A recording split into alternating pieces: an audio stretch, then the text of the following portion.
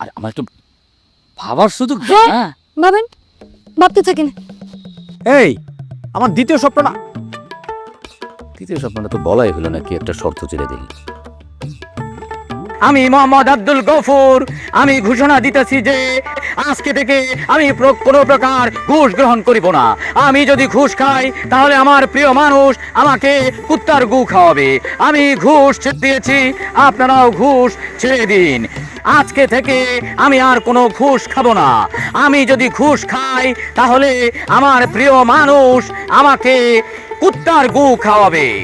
আপনারা সবাই ঘুষ ছেড়ে দেন, ঘুষ নেবেন না, ঘুষ খাবেন না। আমি ঘুষ ছেড়ে দিয়েছি, আপনারাও ঘুষ ছাড়ুন। ঘুষ নেবেন না, ঘুষ দেবেন না। ঘুষ একটি সামাজিক ব্যাধি।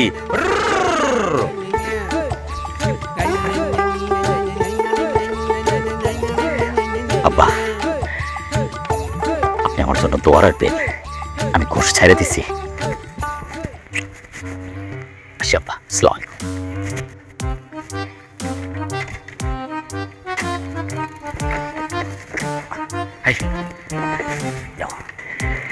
প্রিয় এলাকাবাসী, আমি মোহাম্মদ আব্দুল গফুর, আমি ঘোষণা দিতেছি যে আমি আজকে থেকে কোনো প্রকার ঘুষ গ্রহণ করিব না।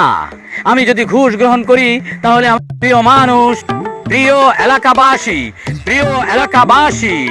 আমি মোহাম্মদ আব্দুল গফুর, আমি ঘোষণা দিতেছি যে আজকে থেকে আমি আর কোনো ঘুষ খাবো না। প্রিয় এলাকাবাসী, আমি মোহাম্মদ আব্দুল গফুর, আমি ঘোষণা দিতেছি যে আজকে থেকে আমি আর কোনো ঘুষ খাবো না। আমি যদি ঘুষ খাই তাহলে আমার প্রিয় মানুষ আমাকে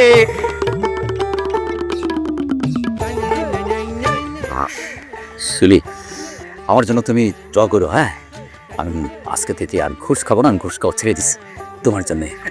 যাই তাহলে। হ্যাঁ,